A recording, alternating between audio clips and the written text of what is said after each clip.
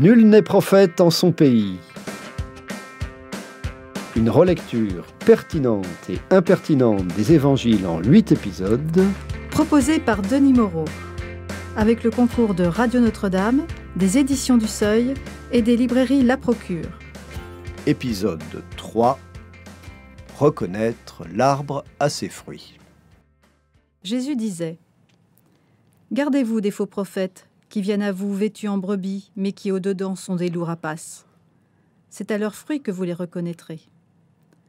Cueille-t-on des raisins sur un buisson d'épines ou des figues sur des chardons ?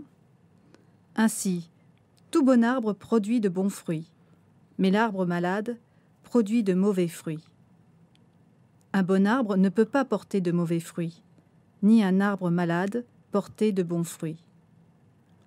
Tout arbre qui ne produit pas un bon fruit, on le coupe et on le jette au feu.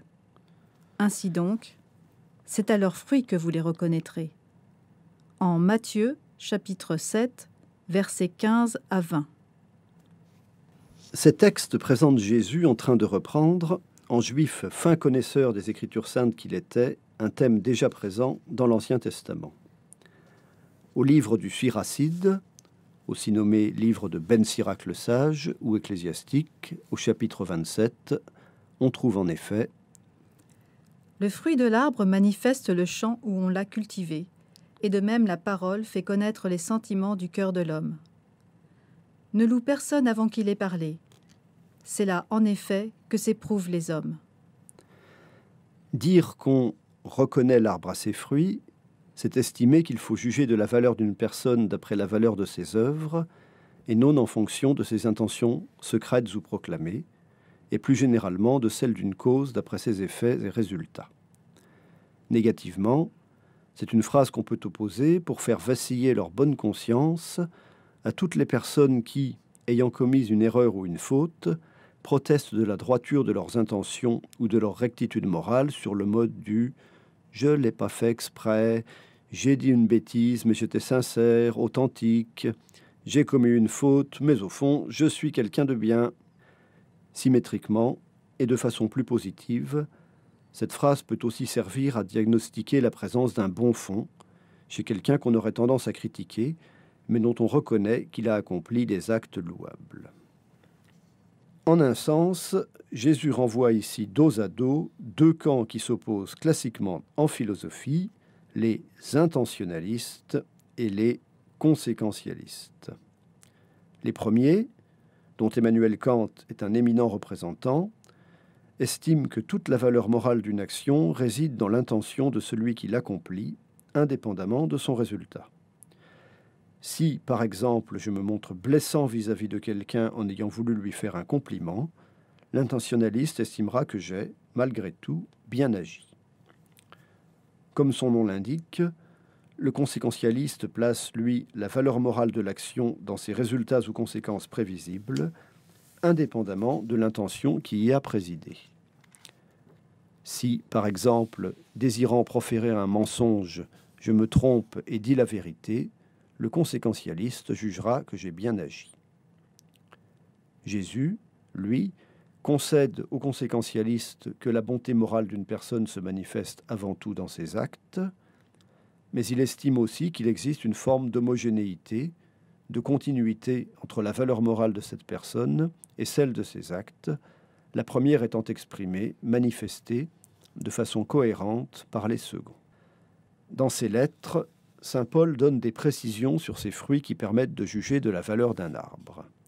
La lettre aux Galates, au chapitre 5, signale les bons fruits de l'esprit : amour, joie, paix, patience, bonté, bienveillance, foi, douceur, maîtrise de soi. La lettre à Tite ajoute quant à elle la fidélité, la sobriété, l'hospitalité, l'amour du bien, la pondération, la justice, la persévérance, la modestie, le dévouement. Ces mêmes textes, ainsi que le chapitre 1 de la lettre aux Romains, sont aussi fort disers sur les mauvais fruits auxquels on reconnaît un arbre peu recommandable. L'injustice, la méchanceté, la cupidité, la malice, l'envie, le meurtre, les querelles, les ruses, la malignité, la dépravation, l'intempérance, la diffamation, la médisance, l'arrogance, l'orgueil, les fanfaronnades, l'ingéniosité dans le mal, l'absence de loyauté, d'affection naturelle et de miséricorde, la colère, la brutalité, la violence, les injures. Où l'on voit qu'un même arbre peut, comme l'auteur de ces lignes, et peut-être comme vous, chers auditeurs, porter à la fois de bons et de mauvais fruits. De ce point de vue, le bon arbre et l'arbre malade dont parle Jésus ne renvoient sans doute pas, ou pas seulement, à deux catégories distinctes d'individus, mais plutôt à deux aspects toujours présents, à des degrés divers, dans nos personnalités. Dans Vie et règne de l'amour de Søren Kierkegaard. Ô silencieux martyr d'un amour malheureux, certes ce que vous avez souffert en taisant cet amour par amour est resté un mystère. Vos tortures restèrent ignorées, tant fut grand précisément l'amour qui rendit possible un pareil sacrifice. Pourtant on reconnut votre amour à ses fruits.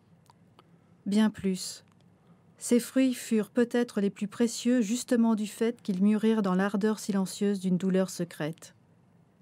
On reconnaît l'arbre à ses fruits, car assurément on reconnaît aussi l'arbre à ses feuilles, mais le fruit n'en reste pas moins la caractéristique essentielle. Si tu reconnaissais un arbre à ses feuilles, tu découvrirais à l'époque des fruits qu'il ne porte pas de fruits, et tu reconnaîtrais à ce signe qu'il n'est pas l'arbre pour lequel ses feuilles le font passer. Il n'en va pas autrement de l'amour. Retrouvez ce texte et d'autres paroles d'évangile aux origines de nos formules familières avec mon livre « Nul n'est prophète en son pays », disponible dans toutes les bonnes librairies en général et en particulier à la Procure.